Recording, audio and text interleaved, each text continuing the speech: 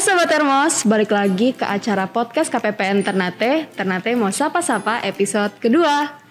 Kalau di episode pertama kemarin kita bahas tentang capaian pelaksanaan anggaran. Dan di episode kedua kali ini kita akan bahas tentang sejarah laporan keuangan pemerintah pusat atau yang biasa kita sebut dengan LKPP.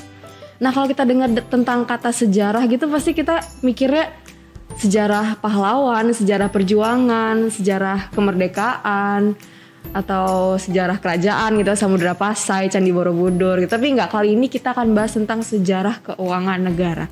Menarik banget gak sih teman-teman? Pasti tertarik gak kita bahas tentang keuangan negara?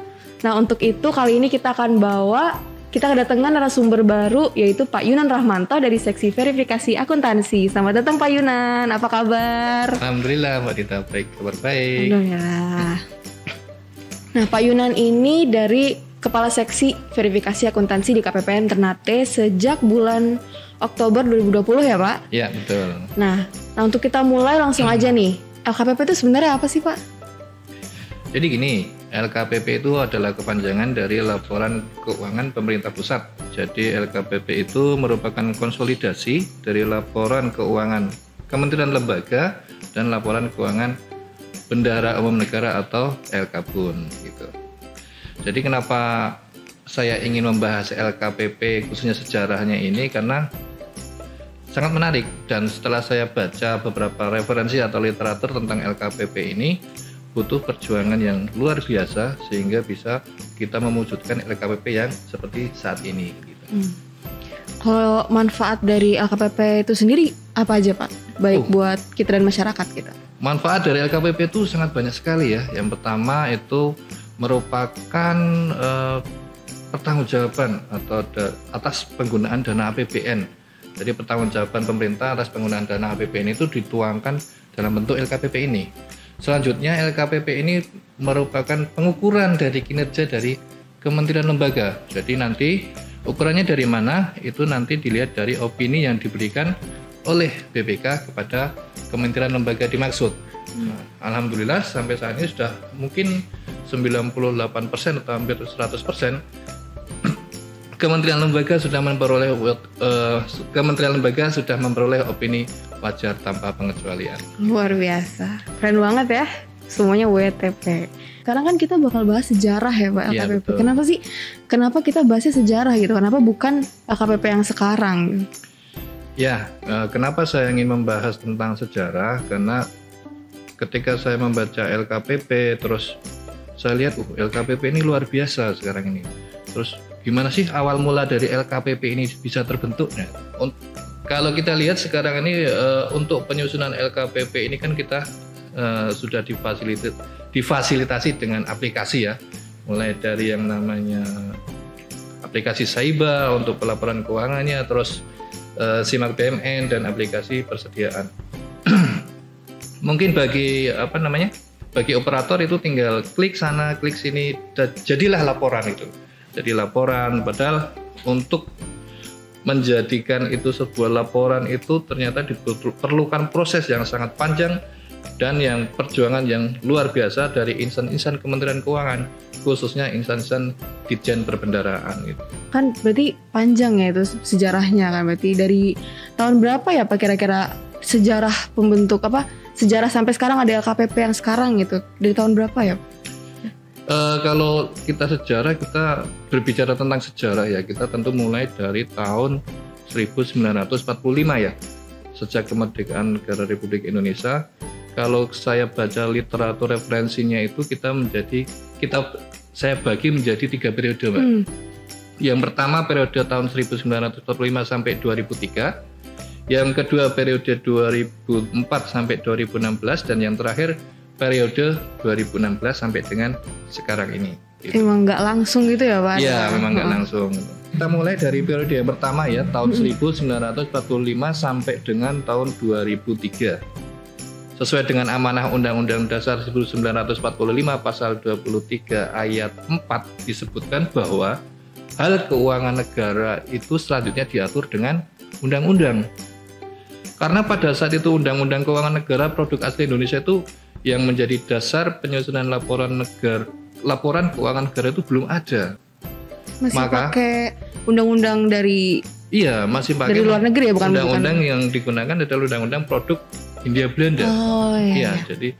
Jadi pada waktu itu sejak kemerdekaan kita mengadopsi undang-undang yang dipakai oleh pemerintah Hindia Belanda. Barulah pada tahun 2003 lahir paket undang-undang tentang keuangan negara, yaitu Undang-Undang Keuangan Negara nomor 17 tahun 2003, Undang-Undang Perbendaharaan Negara nomor 1 tahun 2004, dan Undang-Undang Pemeriksaan, Pengelolaan, dan Tanggung Jawab Keuangan Negara nomor 15 tahun 2004. Tahun 2004, berarti mulai tahun 2004 aja ya baru kita mulai ada dasar hukum dan mulai bisa menyusun LKPP. Kurang lebih gitu ya Pak? Tepatnya dari tahun 2003 itu 2003, Mbak. Ya, 2003. dari 2003 itulah kita mulai memiliki undang-undang produk asli bangsa Indonesia yang digunakan dalam menyusun laporan keuangan. Iya, penyusunan laporan keuangan negara. Itu basisnya langsung akrual kah Pak? Oh enggak Mbak, untuk menjadi sistem akuntansi yang benar-benar berbasis akrual masih diperlukan waktu yang cukup lama, di mana basis akrual secara utuh baru dilaksanakan mulai tahun 2016. Cukup lama prosesnya itu. 2016, Iya, dari betul. 2003 sampai 2016 berarti sistem yang dipakai apa Pak kalau belum pakai akrual waktu itu? Oke. Jadi selama 2003 itu pemerintah terus berproses ya untuk mewujudkan pelaporan keuangan sesuai amanah Undang-Undang Keuangan Negara. Dimulai dengan pembentukan Komite Standar Akuntansi Pemerintahan pada tahun 2004 yang ditetapkan dengan keputusan Presiden. Tugas dari komite ini adalah menyusun standar akuntansi yang sesuai dengan peraturan perundang-undangan. Dengan dimulainya penyusunan komite lalu penyusunan laporan keuangan pertama ya istilahnya waktu itu. Iya, betul. Nah, kan kalau kita bikin laporan keuangan tuh ada opini dari BPK ya Pak. Ya. Apakah langsung diberikan opini oleh BPK waktu itu waktu awal pembuatan LKPP ini? Pada waktu itu BPK memberikan opini, tidak memberikan pendapat atau disclaimer ya Pak. Kan opini BPK itu ada 4 ya. Opini wajar tanpa pengecualian atau WTP, opini wajar dengan pengecualian atau WDP, opini tidak wajar atau adverse opinion, dan keempat pernyataan menolak memberikan opini atau disclaimer. Tapi wajar kalau BPK pada saat itu tidak memberikan opini yang terakhir karena pemerintah baru pertama kali dalam menyusun LKPP. Dan opini disclaimer ini terus diperoleh oleh pemerintah sampai dengan tahun 2009. Jadi dari 2004 sampai dengan 2009 itu opininya disclaimer terus. Lumayan lama ya Pak, 5-6 tahun ya benar. Opininya disclaimer terus gitu. Tapi sekali lagi pemerintah itu terus berproses ya untuk mewujudkan LKPP sesuai dengan amanah undang-undang. Modernisasi dari laporan keuangan terus dilakukan oleh pemerintah dengan dikeluarkannya PP nomor 71 tahun 2010 tentang standar akuntansi pemerintahan sebagai pengganti PP nomor 24 tahun 2005. Melalui PP nomor 71 tahun 2010 tersebut, SAP yang berbasis kas menuju akrual tetap dapat digunakan sampai dengan tahun 2014. Lalu pada tahun 2015 pemerintah sudah harus dapat menerapkan proses akrual secara penuh dalam penyusunan laporan keuangan. Jadi ini merupakan suatu tugas yang luar biasa, yang sangat penting ya, dan berat untuk membangun dan menciptakan suatu sistem akuntansi berbasis akrual. Ya. Pada LKPP tahun 2010 hingga 2015, BPK memberikan opini wajar dengan pengecualian atau WDP. Sedangkan pada tahun 2016, LKPP mendapatkan opini wajar tanpa pengecualian atau WTP, dan opini ini bertahan hingga sekarang gitu. Luar biasa, keren banget ya. Dari perjuangannya 2003 baru mulai menyusun LKPP, terus dapat disclaimer terus sampai 2009 sampai sekarang udah bisa WTP terus. Ya Mbak, dan untuk itu kita harus memberikan apresiasi yang luar biasa ya kepada insan Kementerian Keuangan khususnya Ditjen Perbendaharaan yang berhasil mewujudkan hal tersebut. Dapat saya tambahkan bahwa dengan penerapan sistem keuangan secara full akrual, maka sistem laporan keuangan kita ini sudah sejajar Mbak dengan sistem laporan keuangan di negara-negara maju. Wah, berarti luar biasa banget ya. Dari awalnya kita nggak punya undang-undang, terus kita bikin undang-undang sendiri. Ya, Terus betul. itu jadi dasar bikin LKPP pertama, dapat opini disclaimer terus sampai akhirnya 2010 kita mulai WDP, terus 2016 mulai WTP ya. Ya, betul. Wah itu luar biasa banget deh. Kita harus benar-benar apresiasi semua teman-teman di Kementerian Keuangan yang dulu memperjuangkan semua ini sehingga kita bisa sekarang. Sekali, Mbak. Sekarang kita tinggal kayak yang tadi ya, tinggal klik sana klik sini terus udah jadi laporan keuangan. Oh, keren banget. Itu semua teman-teman sejarah tentang laporan keuangan pemerintah pusat tadi. Semoga setelah sobat Termos mendengarkan,